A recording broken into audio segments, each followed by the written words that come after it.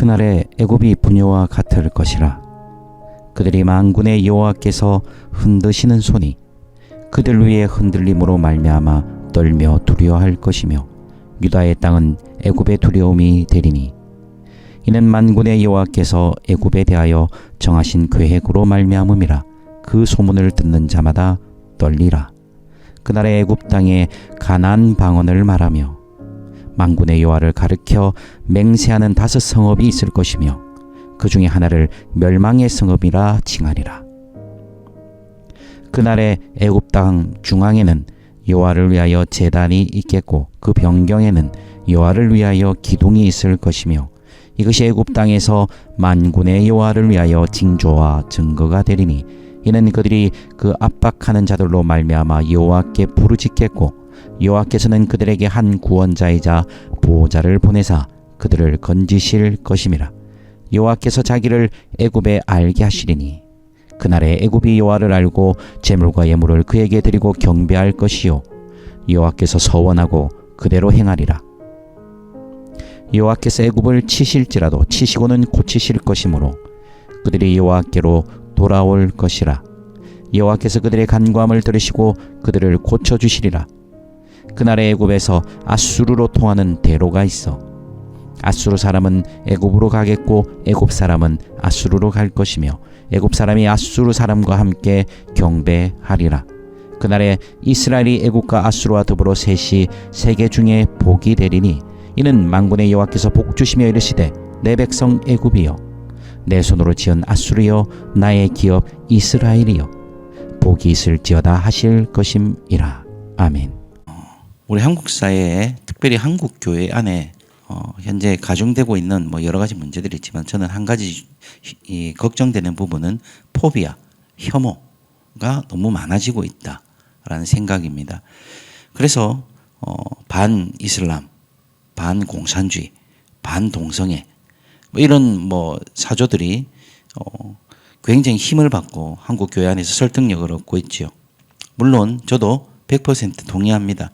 공산주의를 반대하고 이슬람이 자기의 세를 확장하는 이 종교의 세를 확장하는 것에 반대하고 동성애가 죄라는 것에 인정하고 반대합니다. 그러나 왜 우리 한국 교회 안에 이런 포비아, 이런 혐오가 자꾸 힘을 받을까? 교회는 그런 곳이 아닌데 자꾸만 포비아, 즉 혐오의 확산지, 근원지가 될까? 왜 그렇겠습니까? 어떻게 보면 우리는 그런 존재가 아니라는 것을 증명하기 위해서 나는 그런 존재 아니야. 나는 너희들과 같은 그런 쓰레기 같은 부류가 아니야. 나는 너희들과 같은 그런 죄인이 아니야 라는 것을 증명하기 위한 우월의식의 발로가 아닌가라는 부분을 저는 걱정하고 있습니다. 신앙의 순결인 양 마치 그런 포비아를 주장하면 신앙이 순결을 하는 것과 등치시켜서 같은 맥락에 같은 어떤 가치로 보더라는 것이죠. 과연 하나님도 그렇게 보실까? 가늠하는 여인을 용서해 주시고 많은 죄인들을 용서해 주신 예수님의 마음이 과연 그렇게 포비아로 나타나는 거 맞을까? 라는 질문을 하게 됩니다. 왜 제가 이렇게 시작하느냐 하면 오늘 이사야 우리가 읽었던 19장 16절에서 25절의 본문은 그런 예수님의 마음, 그런 하나님의 마음을 우리에게 잘 가르쳐주고 포비아, 혐오를 통해서 어떤 사람들을 정죄하고 우리가 그런 부류가 아님을 감사하는 그런 모습과는 좀 더 다른 하나님의 그 중심을 알 수 있기 때문입니다. 오늘 16절에 보면 이렇게 시작하죠. 그날에 애굽이, 그날이라는 단어, at the time, 그날이라는 단어가 오늘 본문에는 한 5번 나옵니다. 그래서 그날에라는 그 5번의 이야기를 통해서 하나님은 하나님의 마음을 설파하고 설득하고 우리에게 주장하고 계신데요. 즉 그날에 이런 일을 하나님이 행하신다는 것입니다. 그날에 어떻다는 것입니까? 첫째, 그날에 애굽이 분여와 같을 것이다라는 말은 이 겁을 집어먹었다. 여자에 대한 어떤 비하 발언이 아니라 그 당시 어떤 그냥 표현이죠. 겁을 집어먹고 어떻게 될 것이라는 것입니까? 하나님의 그 흔드시는 손, 하나님의 심판하시는 손 앞에서 뭐 할 것이다? 그들이 두려워 떨 것이다 라고 그러죠. 우리가 애굽이 하나님의 심판 앞에 두려워 떨 것이다 라는 본문에서 한 가지 떠오르는 거 없으세요? 출애굽하기 직전에 바로는요 하나님의 심판 앞에서 두려워 떨지 않았습니다. 어떻게 했습니까? 강팍하여졌죠. 하나님의 심판 앞에 저항했었습니다. 하나님의 그 통치 앞에 격렬하게 저항하다가 결국 다 무너졌지만 어쨌든 그 애굽이 그런 강팍하던 애굽이 이제 어떨 것이다? 하나님 앞에 엎드릴 것이다 라는 것이죠. 그래서 17절에 보면 유다의 땅은 애굽의 두려움이 돼서 어떻게 할 것이라 그럽니까? 만군의 여호와께서 애굽에 대하여 정하신 계획으로 말미암아 그 소문을 듣는 자마다 떨리라. 예, 하나님에 대한 두려움, 즉 하나님의 능력과 통치에 대해서 굴복하더라는 것이죠. 애굽에 그날이 올 거라는 것입니다. At the time, 그날에. 예, 그날이 언제인지 특정하지 않았습니다. 그러나 이 그날이라는 말은 뭐겠습니까? 제가 자주 쓰죠. 크로노스, 즉 인간의 히스토리가 아니라 하나님의 카이로스, 하나님의 때를 의미하는 것. 하나님의 때가 되면 애굽이 하나님 앞에 엎드리기 시작할 것이라는 것이죠. 하나님 앞에 저항하지 않고 굴복하게 될 것이다. 그리고 두 번째 그날에가 나옵니다. 18절에 보면 그날에 예, 또 어떤 일이 일어난다는 것입니까? 하나님이 무슨 일을 행하신다는 거죠? 애굽 땅이 가나안 방언을 말한다라고 했는데 이 가나안 방언은 바로 히브리 말, 즉 이스라엘 말을 한다는 것입니다. 애굽 땅에서 하나님이 어떤 일을 행하신다고요? 애굽 땅에서 히브리 말이 사용될 것이다. 그리고 만군의 여호와를 가리켜 맹세하는 다섯 성읍, 즉 애굽의 그 힘을 드러냈던 그들이 물론 많은 성읍이 있었지만 그들이 자랑하는 다섯 성읍이 어떻게 될 것이다? 하나님께 충성을 헌약하고 맹세하게 될 것이다. 하나님 앞에 그들이 충성을 선언하게 될 것이다. 그래서 그중 하나를 멸망의 성읍, 원래 이 발음이 이제 발음의 차이인데 원래는 이제 태양의 도시, 태양의 성읍이라는 뜻입니다. 그런데 이게 이제 언어 유희라고 하는데 이 히브리어 즉 그 구약에서는 이런 언어 유희가 많이 나옵니다. 그래서 같은 발음에 비슷한 것에 따라서 멸망의 성읍이라 불렀거든요. 즉 애굽이 자라가던 태양의 도시 라, 태양의 신을 섬기는 그 놀라운 자신들의 업적과 문명을 자랑하던 태양의 도시가 뭘로 바뀐다? 멸망의 성읍이라 부르면서 하나님 앞에 엎드리고 하나님께 충성을 맹세할 거라는 것이죠. 앞에 첫째 그날에는 뭐였습니까? 하나님 앞에 엎드려지고 하나님을 두려워할 것이다. 두 번째 그날에는 어떤 일이 일어날 것이다? 두려움을 넘어서 하나님 앞에 뭐 할 것이다? 충성, 즉 그 당시에 고대 근동에서 행해지던 언약을 행해서 이 하나님 앞에 충성을 맹세할 것이라는 것이죠. 이것만 해도 충격적인 일이 벌어지는 것입니다. 이스라엘에게 애굽이라는 도시는, 애굽이라는 나라는 어떤 존재입니까? 우리를 착취하거나 아니면 어떤 선망의 대상이었죠.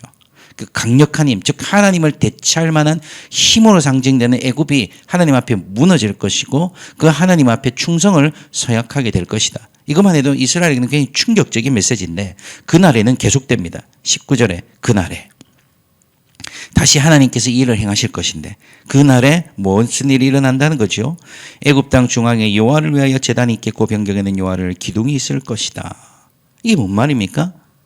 애굽 땅에 하나님의 통치, 즉 하나님을 위한 제단이 세워지고 하나님의 통치를 상징하는 기둥들이 변경에 세워진다. 즉 애굽이 하나님의 나라가 될 것이라는 것이죠. 애굽이 하나님의 나라가 될 것이다. 그래서 애굽 땅에 하나님을 예배하는 제단이 세워지고 하나님의 통치를 상징하는 기둥들이 각 변경에 세워질 것이다. 예, 그래서 그날에 어떤 일들이 일어납니까? 하나님의 통치가 시작되고 하나님을 예배하는 그곳에서 20절부터 이제 22절까지 보면 하나님과의 관계가 형성되는 것을 봅니다. 그래서 보십시오. 20절에 보면 애굽 땅에서 만군을 위하여 징조와 증거가 될 것인데 그들이 뭘 할 것이다? 하나님께 부르짖을 것이다. 그리고 하나님께서는 어떻게 할 것이다? 그들을 위하여 구원자를 보내시고 그들을 건지실 것이다. 21절에 보니까 애굽이 어떻게 할 것이다? 하나님을 알고 하나님께 뭐 할 것이다? 경배하고 하나님께 선하고 하나님께 약속하고 행할 것이다. 22절에 뭐죠? 하나님께 돌아와서 그들의 간구함을 들으시고 그들의 죄악과 그들의 무너짐과 그들의 모든 잘못된 것들을 뭐 할 것이다? 고쳐주실 것이다. 이 본문이 만약 이스라엘이라고 적혔다면 그죠? 우리는 모두 거리낌 없이 그렇게 하시겠지라고 했겠지만 하나님이 가지고 계신 요즘 애들 말로 빅피처, 큰 그림은 뭡니까? 애굽이 하나님의 백성이 되고 애굽이 하나님께 돌아오고 애굽이 하나님을 찾고 애굽이 하나님께 목 놓아 부르짖고 애굽을 하나님이 치료하시고 애굽 가운데 하나님의 이름이 높아지고 애굽 가운데 하나님의 회복이 시작될 것이다. 경멸, 혐오, 대적, 반대의 대상이었던 이 애굽이 어떻게 될 것이다? 하나님의 통치 아래 들어올 것이고 애굽이 어떻게 될 것이다? 하나님을 알게 될 것이고 애굽이 어떻게 될 것이다? 하나님을 경배하고 노래하고 하나님을 찾게 되고 하나님의 회복을 맛볼 것이다.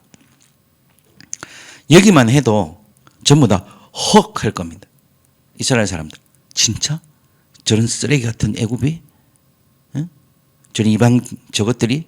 막 이렇게 기함할 것인데 23절에 하나님의 이 빅피처는 더 크게 나가죠. 그날에 이제 네 번째 그날에 하나님 뭘 하시겠다 그럽니까? 애굽에서 아수르로 통하는 대로. 뭐 여러 대로가 있습니다만은 여기서 왕의 대로 하나님께서 만들어 가시는 그 대로에 어떤 일이 일어난다는 거죠. 아수르 사람은 애굽으로 가겠고 애굽 사람은 아수르로 갈 것이며 애굽 사람이 아수르 사람과 함께 뭐하리라? 경배하리라. 이게 뭡니까? 단순히 통행이나 무역의 이런 이론을 얘기하는 것이 아닙니다. 애굽 사람이 아수르 사람과 함께 있고 아수르 사람이 애굽 사람과 함께 있어 함께 그들이 하나님을 찾게 될 것이다. 애굽과 아수르는 어떤 사이죠? 철천지 원수죠. 북방 세력과 남방 세력의 충돌은 수천 년의 역사를 이끌고 계속되어 왔습니다. 그렇기 때문에 아수르와 애굽의 사이는 거의 뭐 한국과 일본 사이 비슷하게 그 철천지 원수처럼 여겨지고 사람들 마음속에서는 저런 나쁜 아수르 사람은 이 북방 세력에게는 저런 나쁜 애굽으로 철천지 원수의 사이입니다. 그런데 어떤 일이 일어날 것이다? 아수르와 애굽이 화해할 것이다. 아수르와 애굽이 서로 화해할 뿐 아니라 화해해서 어떻게 할 것이다? 하나님을 경배하기 시작할 것이다. 함께. 에베소 2장 14절에 그는 우리의 화평이시니라. 둘로 하나를 만드사 원수된 것을 즉 중간에 막힌 담을 허셨다고 예수님은 선언하셨죠. 바로 하나님의 계획은 원수가 하나 되는 것입니다. 전쟁이 사라지고 원수가 하나 되는 것. 애국과 아수르가 화해하는 것이죠. 서로 적이었고 서로 원수였던 그 땅이 서로 하나님 앞에서 회복되고 화해하는 것입니다. 이제 그날에는 마지막 다섯 번째 그날에는 더 큰 그림이 나옵니다.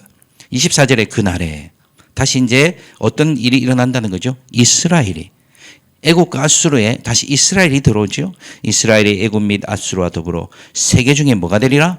복의 근원이 되리라. 그래서 25절에 하나님께서 그들에게 복 주시며 뭐라고 부르십니까? 내 백성 누구? 애굽아. 내 손으로 지은 누구?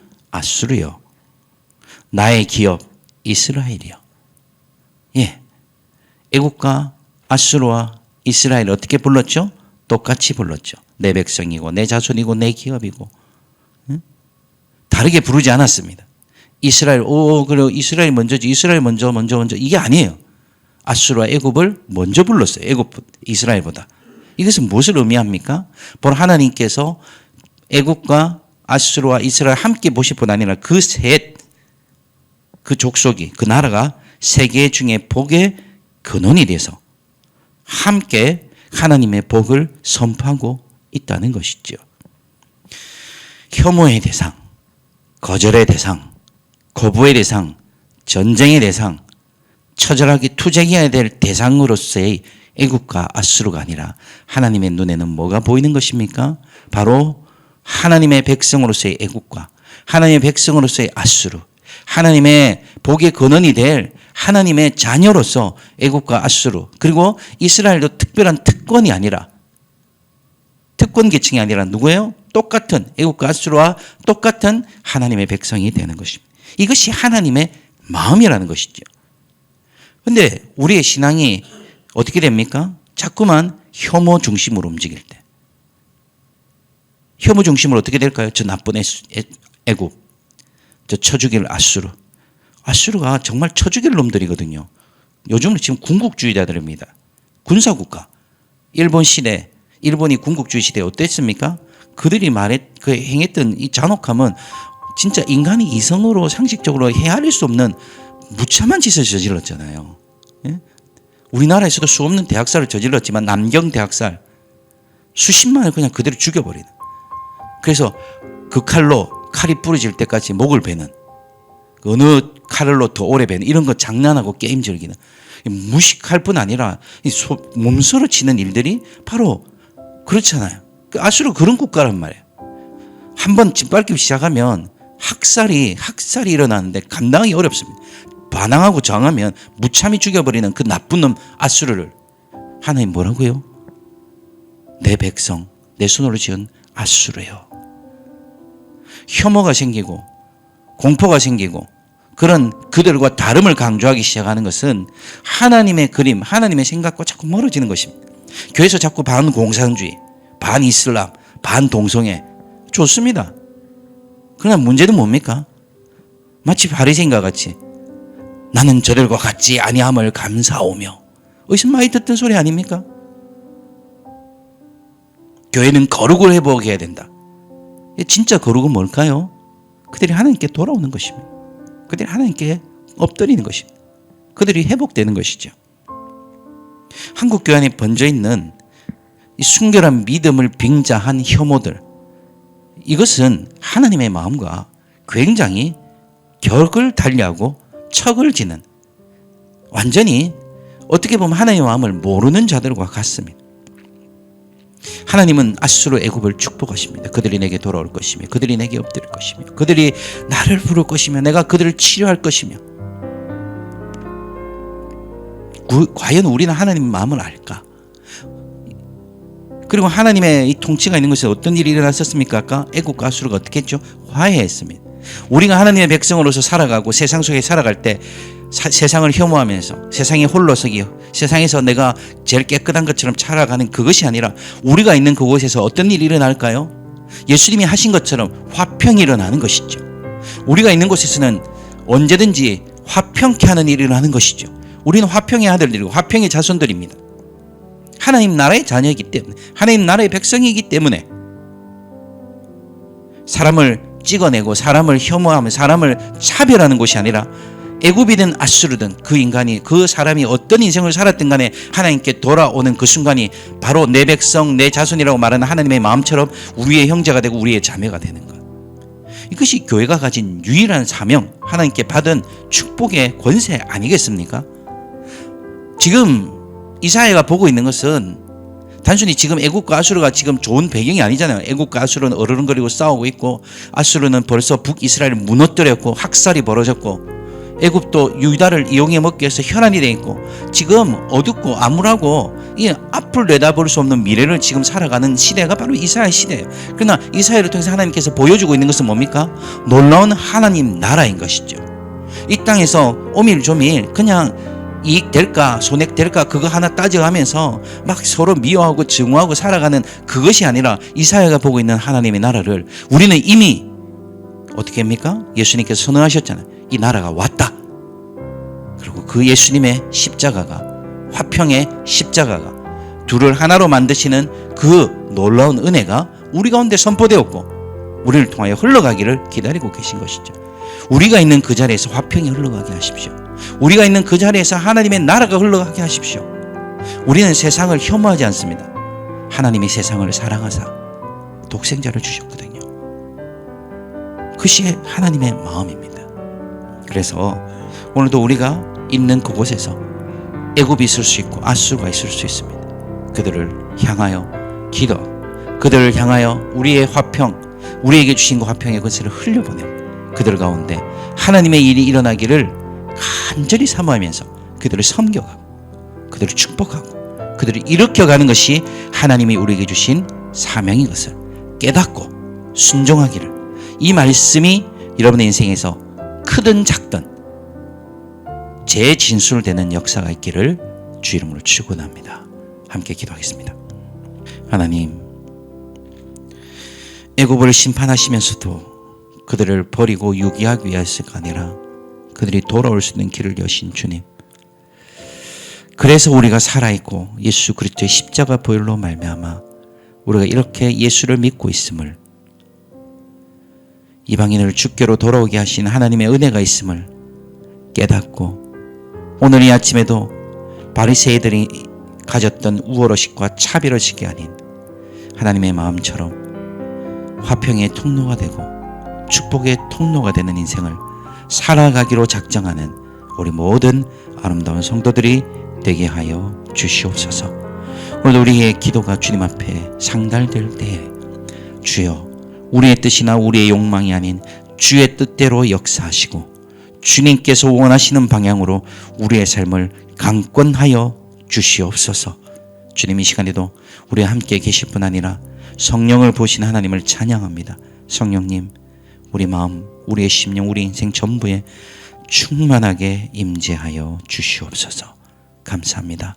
오늘도 우리의 힘과 능력 대신 예수님의 이름으로 기도하옵나이다. 아멘.